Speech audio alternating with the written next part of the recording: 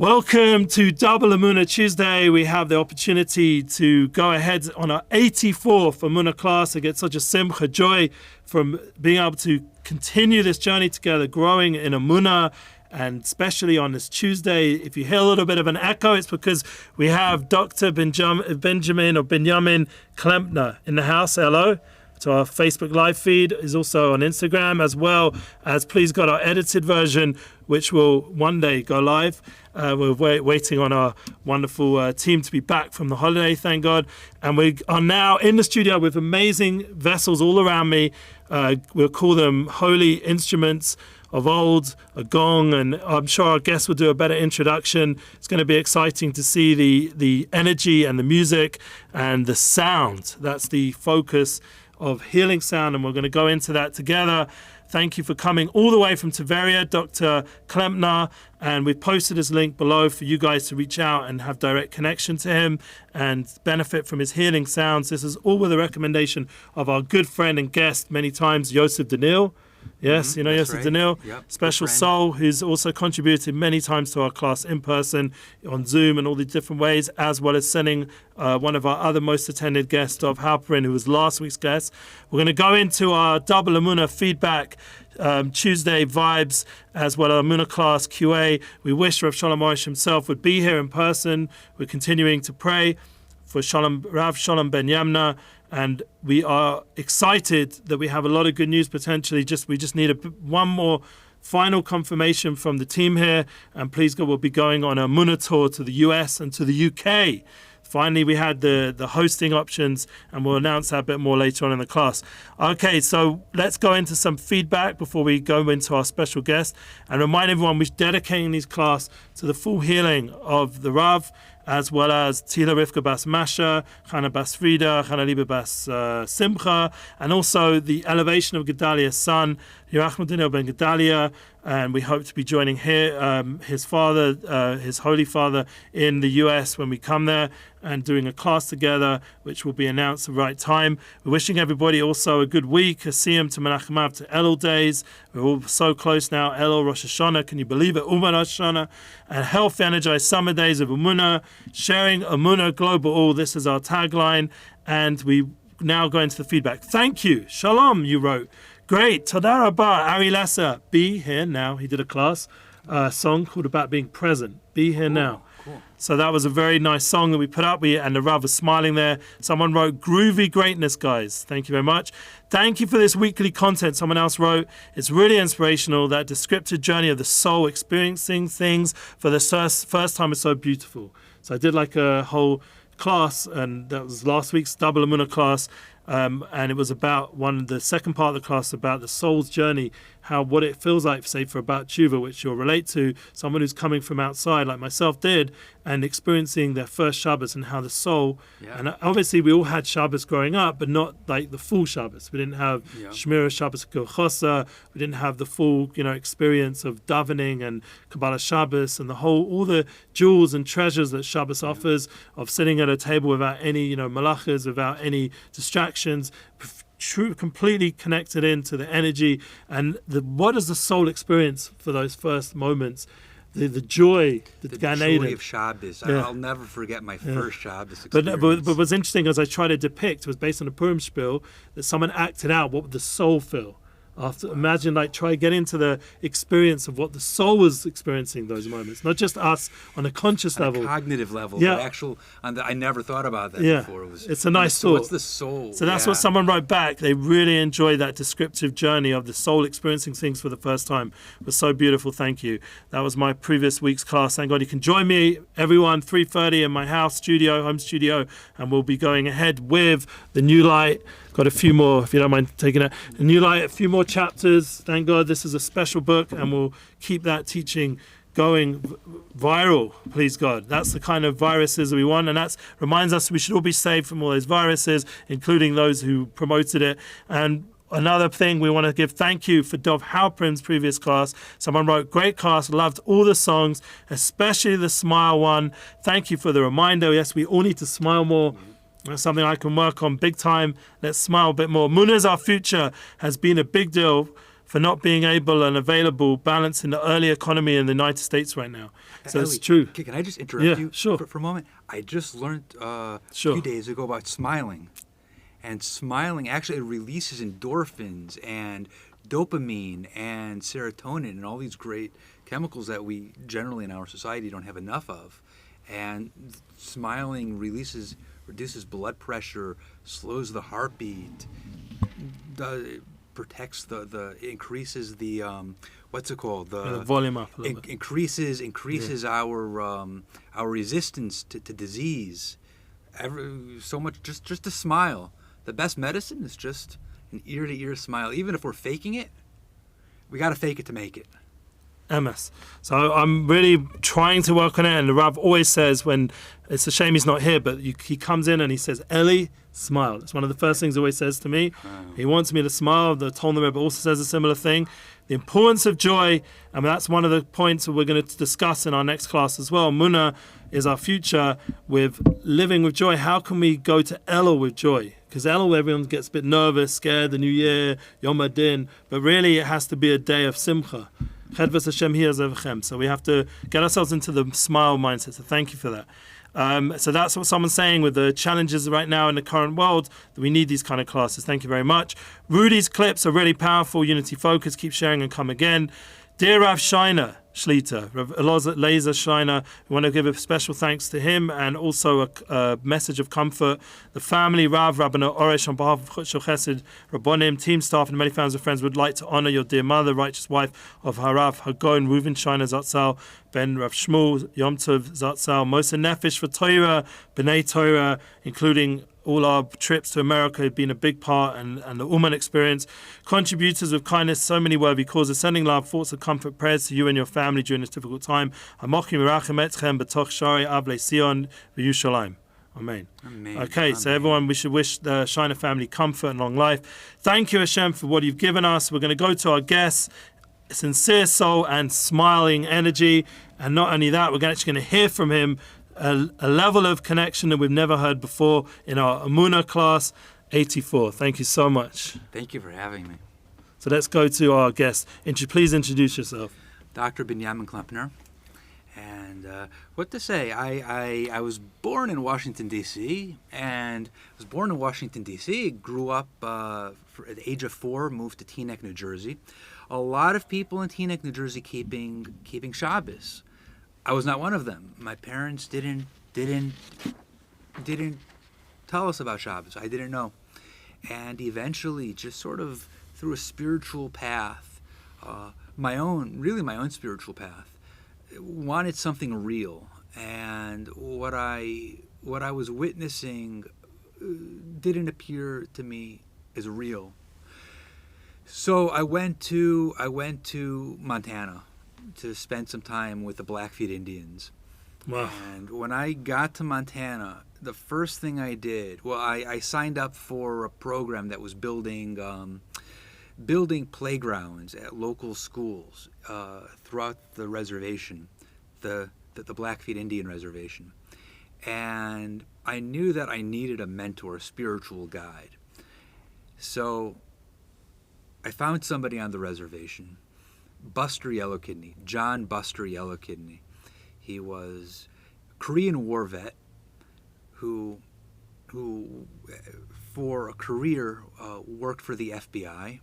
Every area, every district has a federal agent. So he was the federal agent in Glacier County, and I spent a lot of time with Buster, learning about Chesed. It's interesting. This is Chut Shel Chesed, and Buster was not Jewish. Buster was just one of the Chassidim of the nations of the world.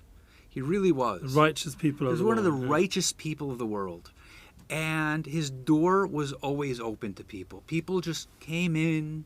People he never saw before. Some people would come for 5 minutes and just check it out and leave. Some people would stay a few months and really get to know some of the Indian ways, and that's what I was doing. I stayed essentially a couple of years, and Buster from the start, and his son Don, Tiny Man Yellow Kidney, and if we had time, I would tell you stories about why his name is Buster and why Wow. Tiny Man's name is Tiny Man, and just all these wonderful stories about the people on the res. What's our first thoughts would be correct? Like Buster was a big guy who busted people? Or Oh no, his name was Buster. He was a Tiny big guy. Man was He was a big guy. literally tiny.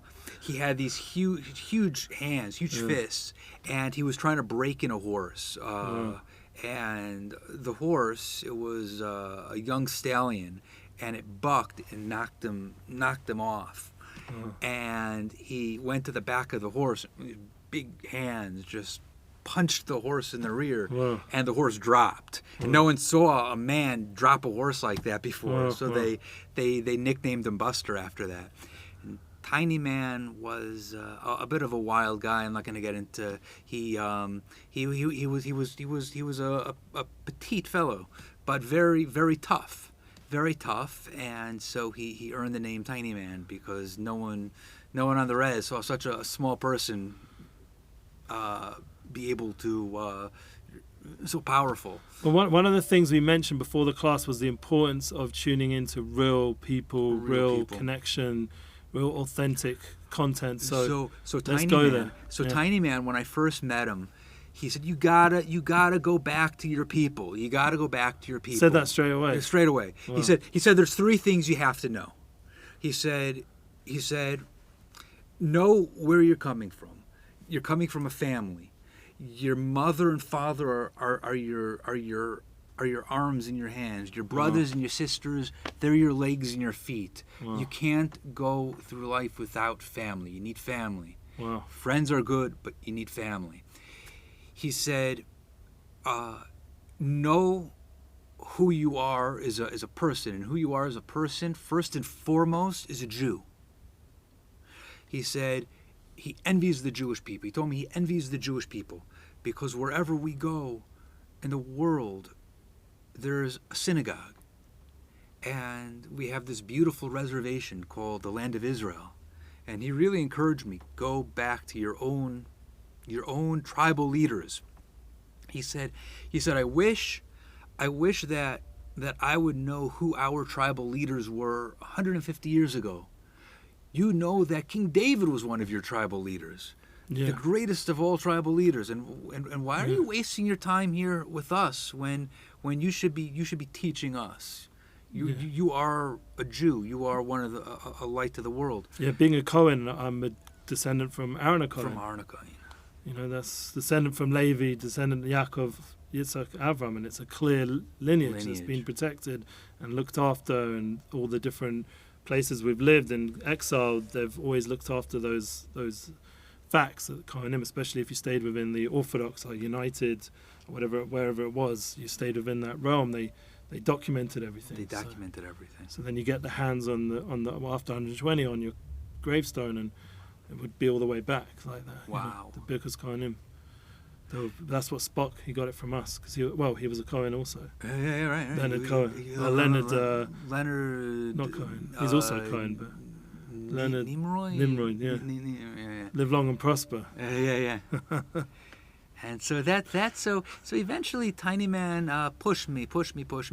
And he said, he said that the third thing was to be. He didn't say to be a mensch. He said to be a man, to take a stand. He said back in the olden days of the Blackfeet Indians, a young man would want to venture out on his own, and he would stay. When the summer camp changed locations to the winter camp, a young man would stay put to hold his ground. And he said either one of three things would happen. Either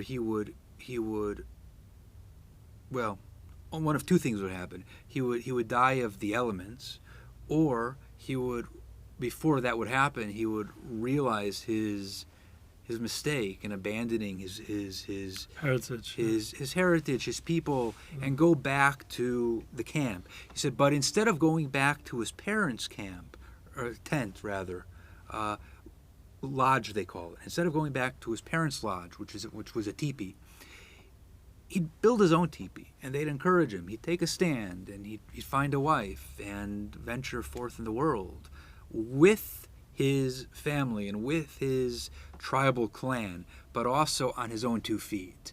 And so Tiny Man encouraged me, take a stand. You got to take a stand. First and foremost, stand on your own 2 feet and embrace your own heritage. He said to me, every white person who comes here to the reservation wants a prayer pipe.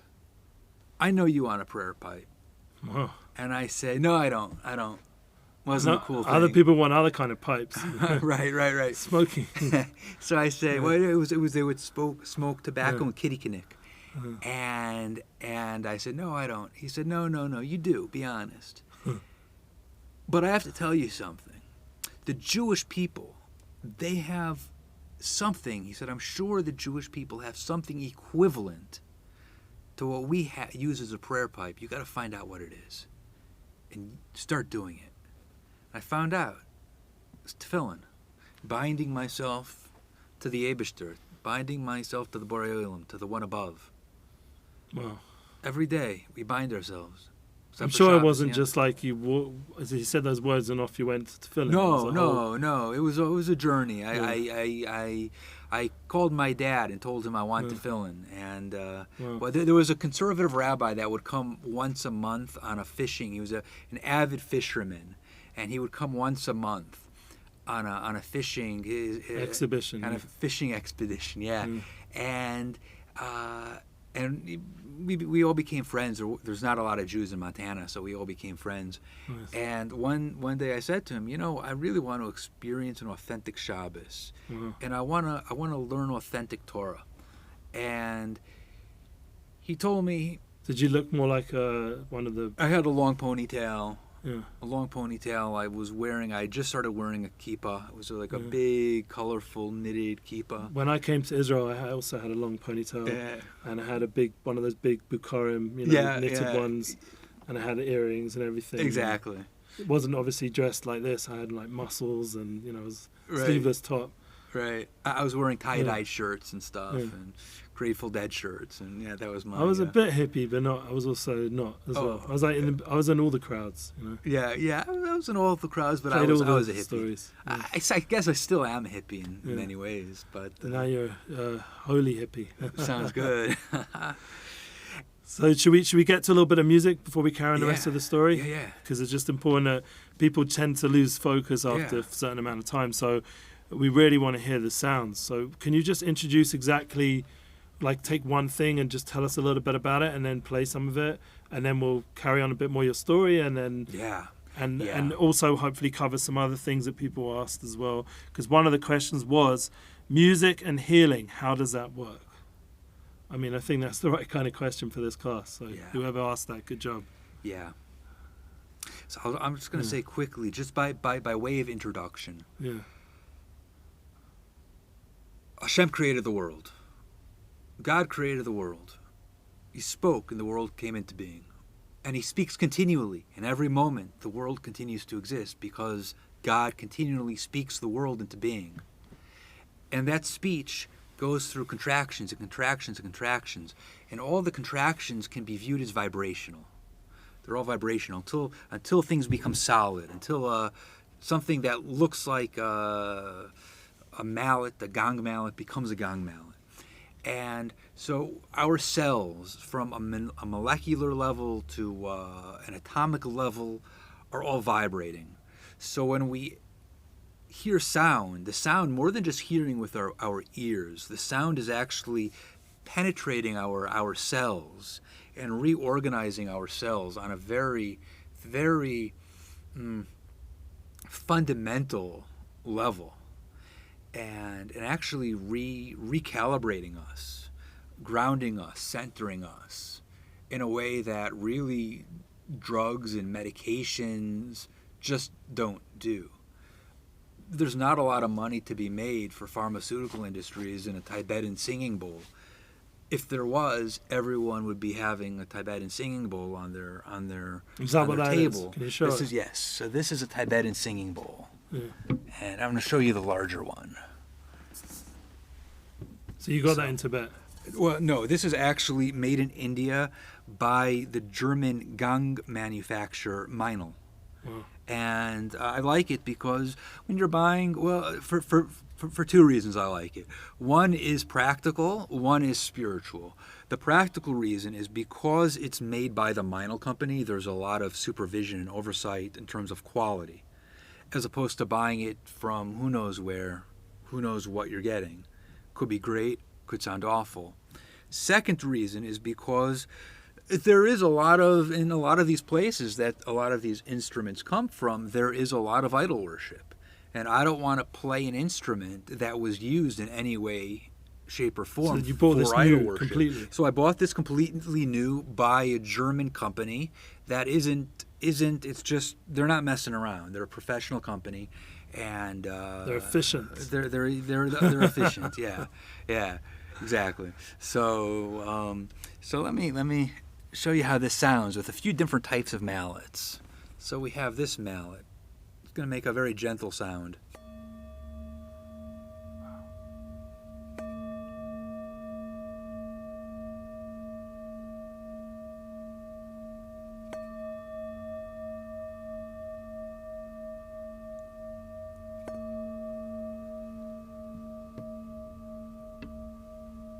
I'm going to use this mallet. This is a wooden mallet with a piece of goat hide wrapped around it.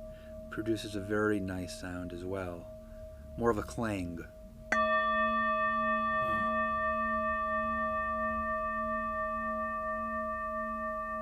Just feel the vibration. Do you feel the vibration? Yeah.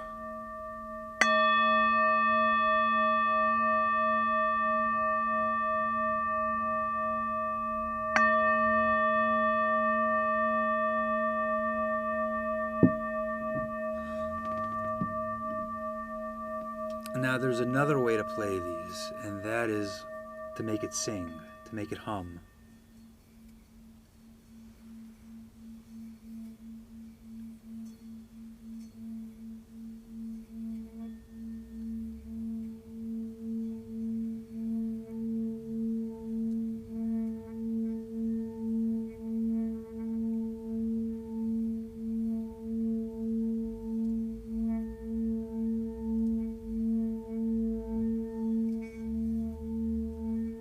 Real meditation, just listening to the sound. We all have hums inside of our bodies, our minds. Our brains are constantly humming with electrical impulses. Our bodies constantly humming with electrical impulses. The nerves, the nervous system is a humming system. And there's a concept that exists in sound called entrainment.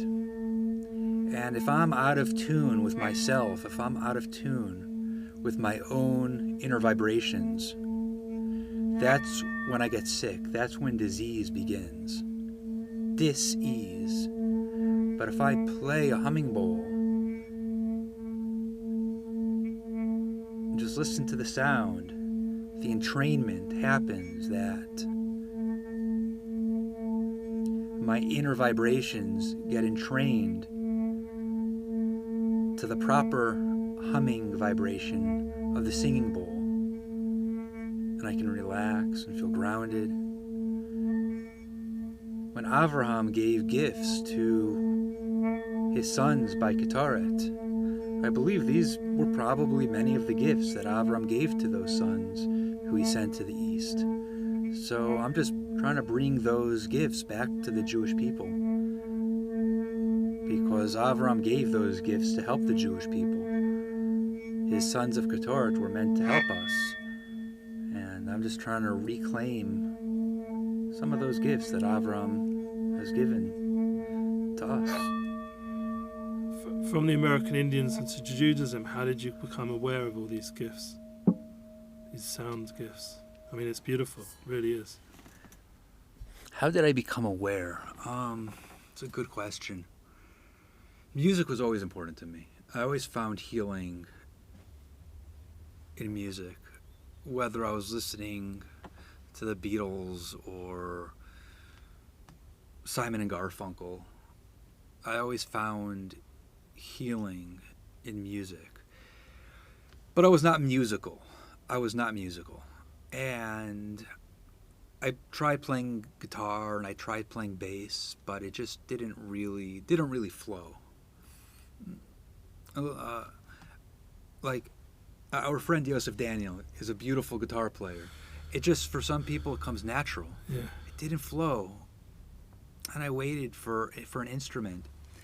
And just fairly recently, a couple of years ago, I have a son who needed a refuah, and I got an instrument, a very basic pentatonic scaled instrument that just makes nice sound whatever way you hit it, and just sort of it gave tefillah, it gave my voice, it gave my inner being an ability to pray, to articulate prayer to Hashem in sound. And prior to that, I was praying 3 times a day. My Hebrew is not great. I didn't really understand all of the words so well. And there's so much I just wanted to express, and words were just falling short of expressing that. And then when I would just hit an instrument like this. This is the smaller. This is the smaller one, yeah. It's a prayer. I'm praying to the Borei Olam. I'm expressing myself in prayer to God in a way that I just cannot express myself in words. I should have brought my Native American flutes as well. Oh, I would have loved to see. Oh, I should have brought them as well. I'll have to come back and just play native flute. Yeah. But it's such a gift to be able to pray and meditate without words. So often we meditate even, but our meditation is full of words. It's full of words. Just we're verbose in our meditation to the point that we're not even meditating anymore. Yeah. But true. When we just meditate, listening to a very simple sound, and remember, when Eliyahu Hanavi, when Elijah the prophet went out into the Midbar, into the wilderness, there were great noises. There was thunder and the earthquakes and huge noises, and then a still, thin sound. And this is where he found his connection to Hashem through a small, still sound. Yeah, relate to that. It's beautiful. It's, from our Nevi'im, our prophets, you know.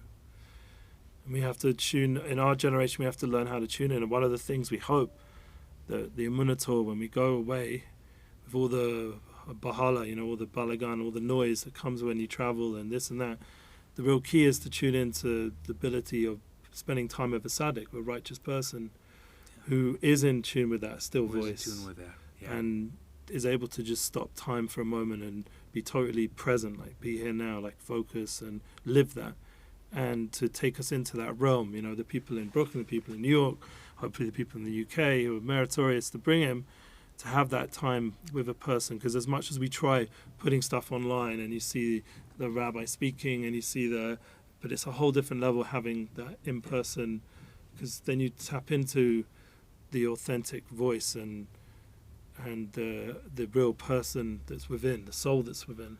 Yeah, soul level.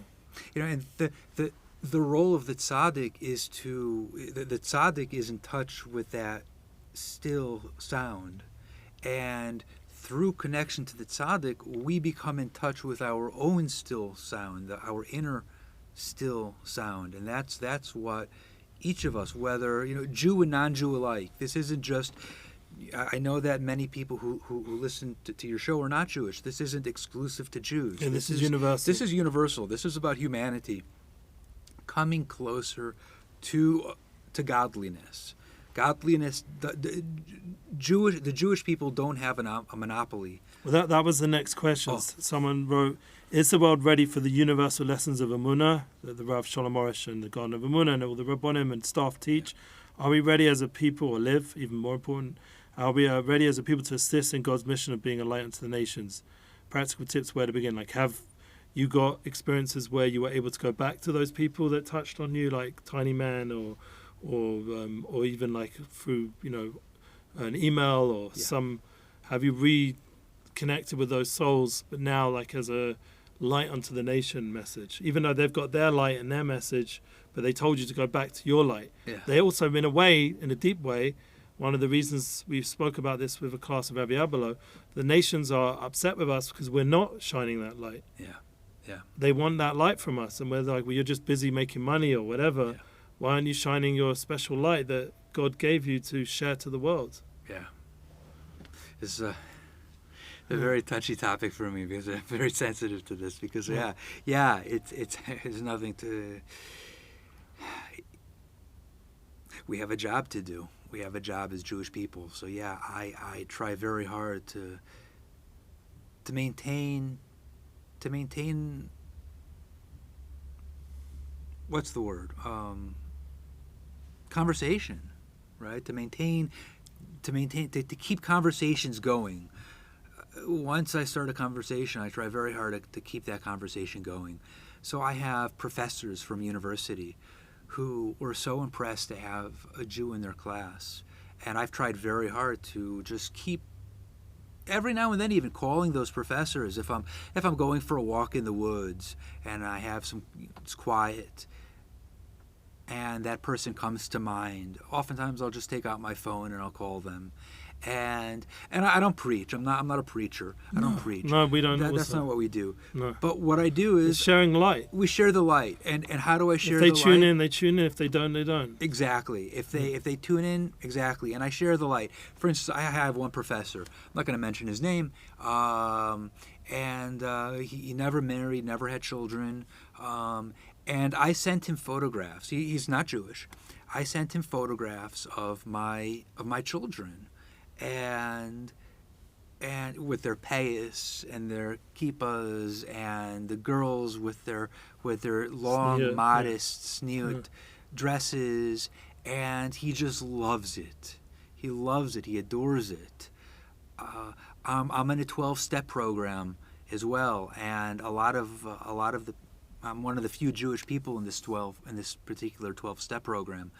And I send pictures of my kids to the people and my friends in this fellowship, and they just love it. They love to see the payas of the small boys and the modesty of the girls. So it's just sharing the light. Well, I'm happy you were open about the fact you're connected with the 12-step world, because that's something we've brought here many times and discussed it. We've recently, a few weeks ago, we had a member from the AZ House. I don't know if you've heard of it, the AZ House Jerusalem. Yeah, sure.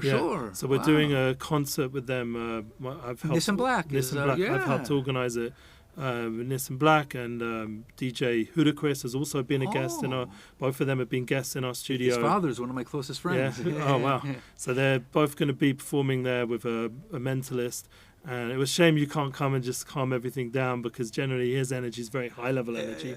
But the goal is to show support towards the recovery world, because we're not obviously charging full price, and we're giving them support by promoting it and bringing our time and energy towards their program. And also they're one of the main people from them came to our studio and discussed and spoke about his journey, and that was Sam Weissler.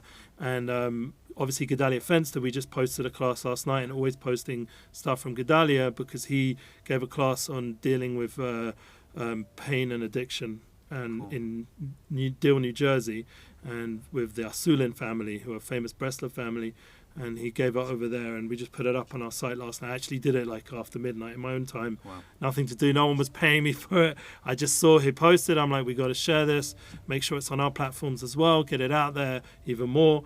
And his message of recovery and facing your issues is such an important. And I always find that recovery people are on a different wavelength. They're vibrating at a different level, where they're tuned in to the real message of life, and not this like show, because they've already done that before. They've escaped.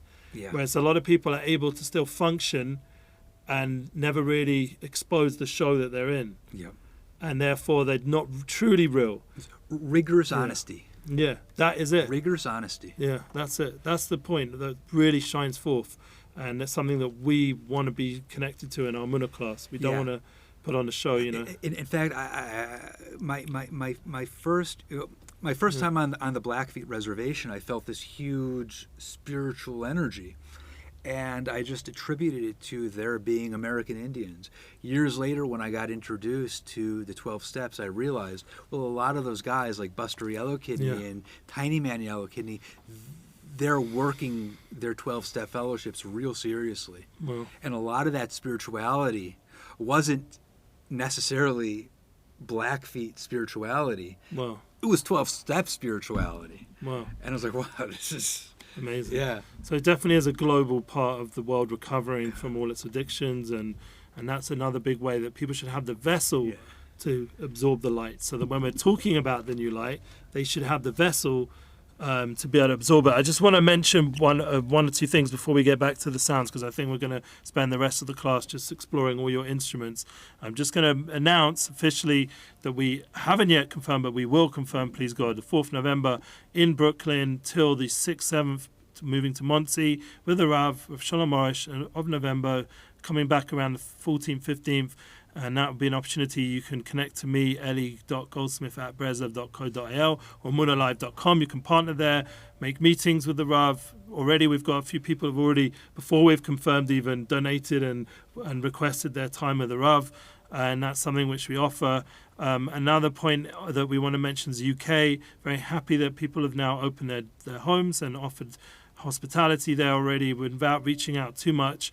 And that's amazing, and we'll hopefully be able to bring to all these tours Rav Dayan Elgrod, myself as the MC, Rav Dayan Elgrod as the translator, and the Rabbanit to help with all the Svarim and the sons as well, to assist with that, and do Kabbalas Kal meetings, and also hopefully some very big classes with Gedalia Fence and other surprise guests to be announced. Teaneck reached out, might do something in Teaneck, and something in the Carnegie Hall. It's a big announcement. If we can pull that off, they're very special. There's probably a lot of good vibes there from all the excellent music over the years.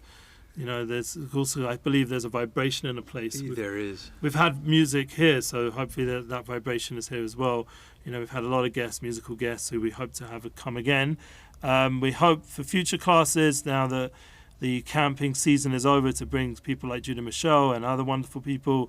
We haven't given up, and we hope, please God, that there'll be a renewal, that we'll have the full studio team, so we don't have to have me busy with the cameras. It will be the full honor that this kind of class, and when you come back next time, maybe we'll have the whole team inside there, and the Rav will be here, and the full experience. In the meanwhile, this is Double Emuna Tuesday. It's a big strength of showing we're going ahead. I want to thank all of you listening, and now let's just tune in to the rest of the class. So Dr. Ben Yamin Klempner take us on his journey of sound, vibration, sound healing. What's the name of the website? Soundsymphony.net. Soundsymphony.net. You can check it out. Links below.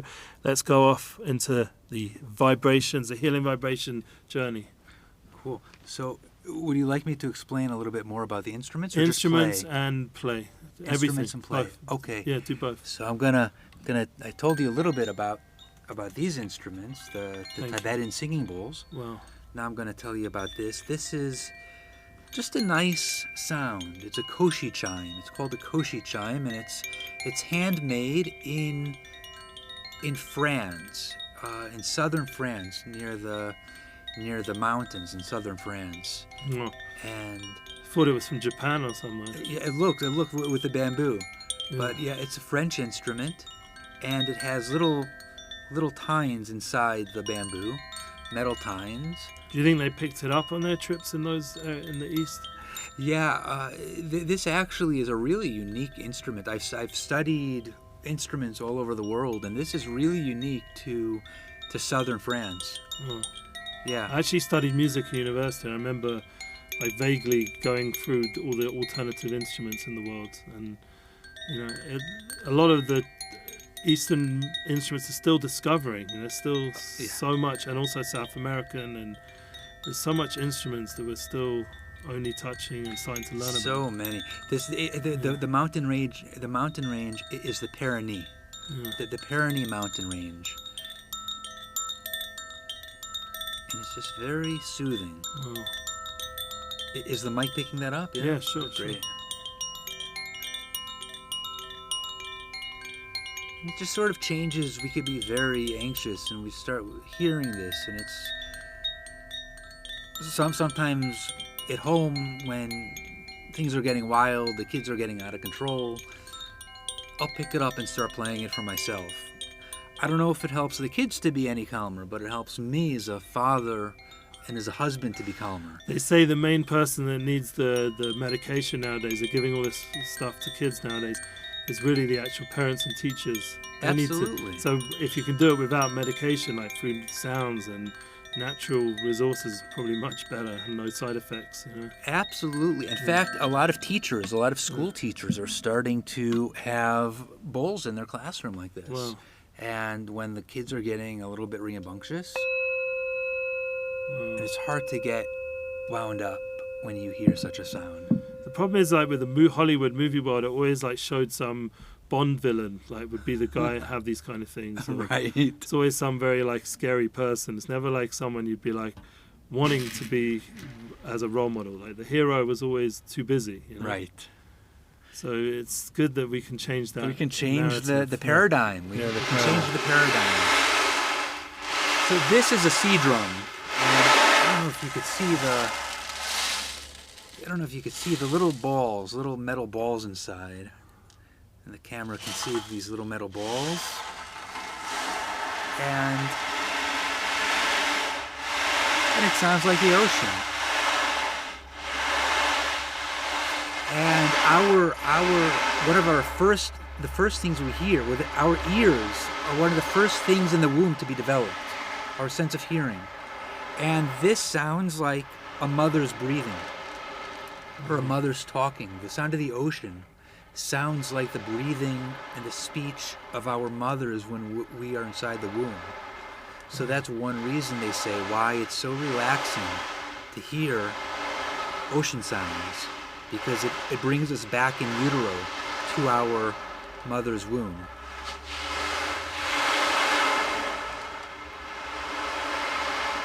How did you like learn to play these? Like have the sensitivity to? A lot of it's just intuitive. You just pick it up and you feel the instrument, and the instrument tells you how it wants to be played.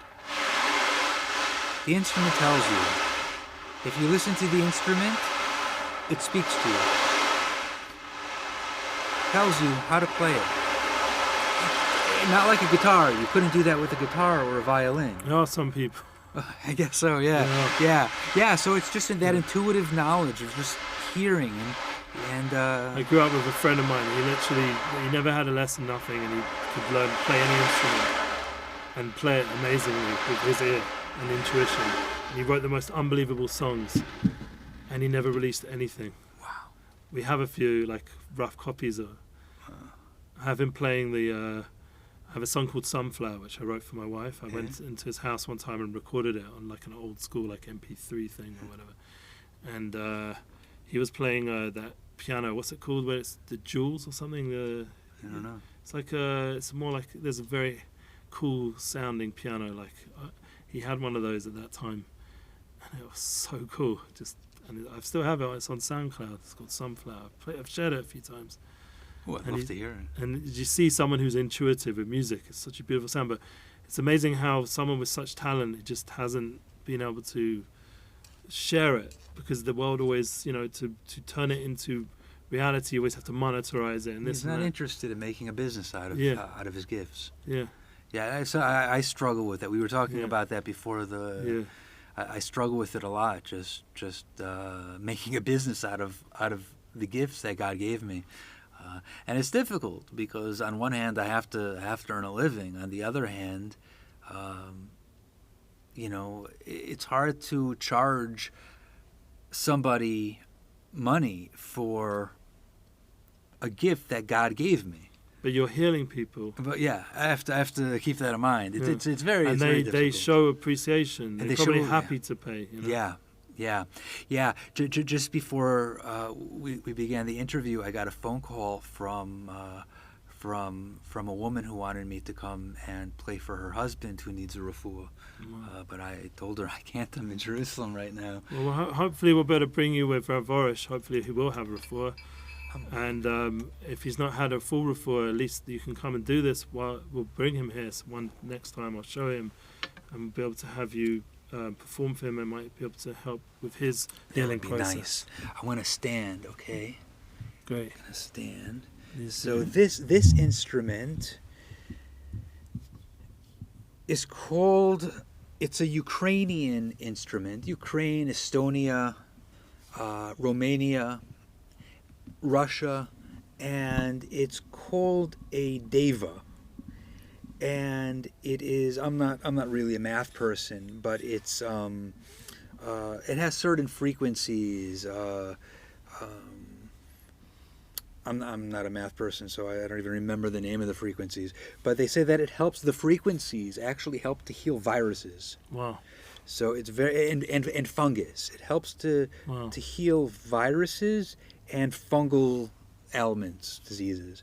So yeah, very powerful. And what's interesting about this specific instrument was I purchased it recently from Kharkiv, Nice. which is one of the towns under bombardment right now. Wow.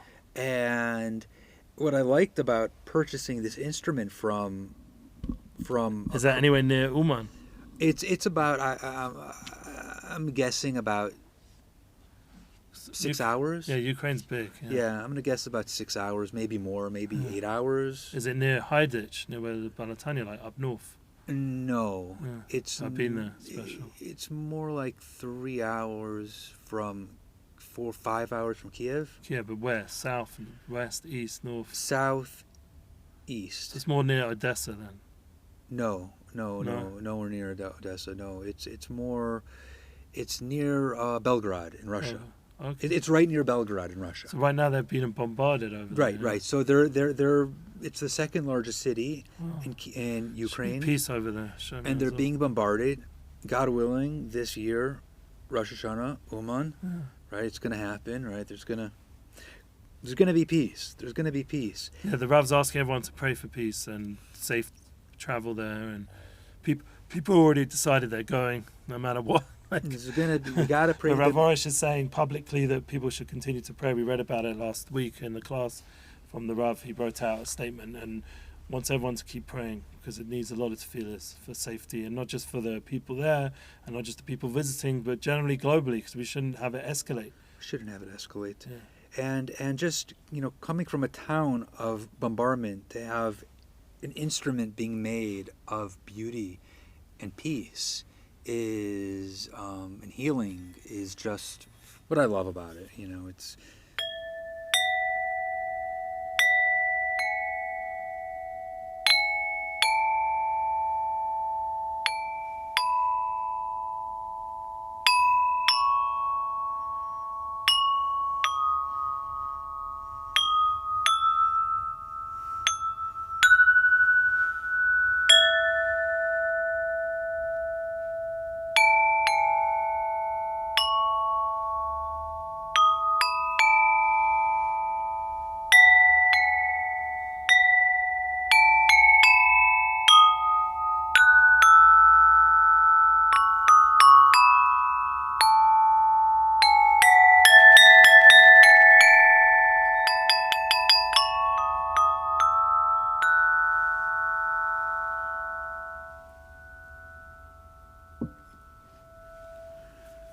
then last Vibrated so beautifully. I mean, even the microphone, everything was going like resonating. Baruch Hashem. And last but not least is the gong. Oh, And the gong is just a remarkable instrument. It's this is the only gong I was able to bring today. you have a lot more. I have a lot more. It's from China, yeah? No, from Italy. Oh, Italy. And I specifically wanted gongs from Italy. And there's a reason for it. And that reason, oh, I'm out of the frame. Okay. That reason is because when we went into Gullus, a lot of those sparks, those netzutzos of Kedusha, went out with us. They were taken out by the Romans, and they were brought to Rome. Before that, when Yaakov... And you see that on the ark. You see that, yeah. Of Triumph, that big arch. Yep. In Rome. I've been there a few times. But before that, when Titus's arch. Yaakov was approaching Esav, he approached with three things. He approached with the threat of war, gifts, and tefillah, and prayer. And Esav took the gifts that he was given and brought them back with him to Rome. So we have these gifts there. And what are these gifts? They're spiritual gifts. They need something to hold on to cling to, something of beauty. So a lot of those gifts, they cling onto, well, whatever it is, you know. So bringing a gong back from Italy, it's like, and I'm just making this up, obviously. It's my imagination. But in my imagination, at least, it's my hope that I'm bringing some of those sparks out of Italy, out of the hands of the Romans, and back into the hands of Am Yisrael, where we can use those gifts to heal the Jewish nation and the world as a whole. So that's really my goal in this. I think is. Can we hear from it? Yeah. My goal. My goal. I'm a peace activist. I've always been a peace activist. Then you're in the right place, because our goal is also unity and Emuna, united souls. That's our goal also. So I want to show you this wonderful little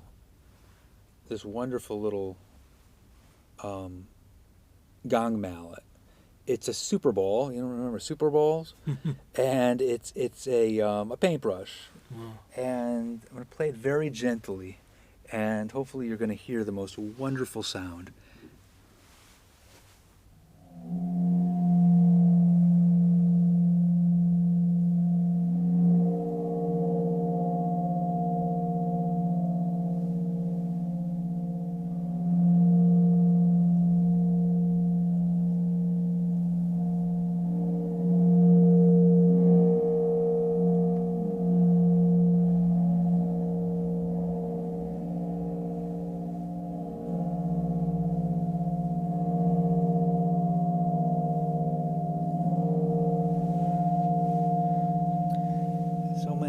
So many overtones, such a nice singing fundamental with so many overtones, so many different frequencies that, unlike any other instrument where you have really one frequency, with the gong you have so many frequencies. So now should I play everything together? Yeah, go. This is your show now, or event. Let's do it.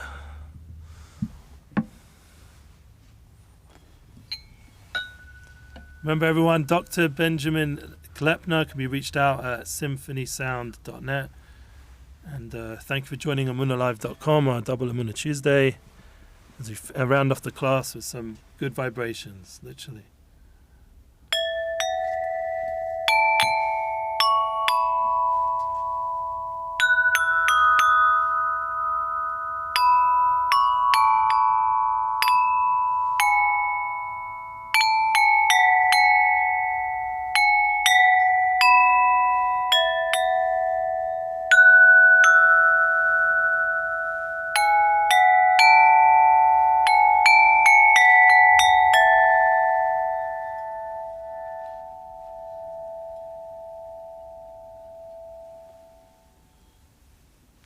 Wow.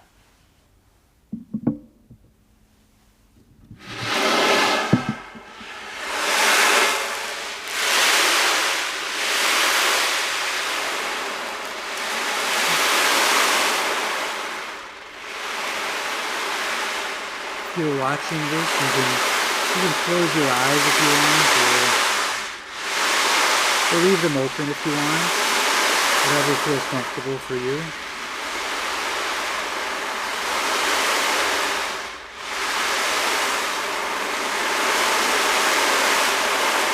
You can focus on your breath if you want, or just focus on the sound.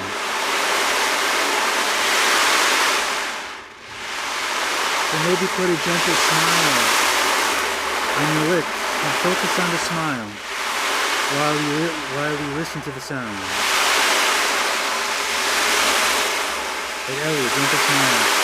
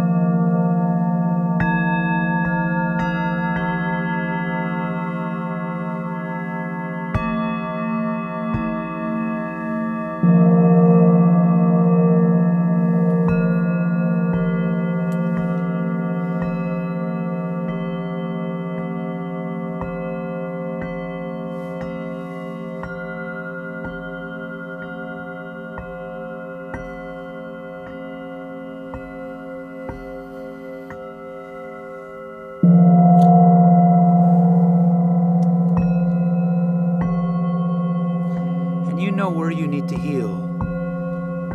So wherever you need to heal, wherever you need healing, and you know where you need healing, we all know where we need healing, focus on the healing. Listen to the sounds, and the healing can be for you, or the healing can be for somebody else, but focus on the healing.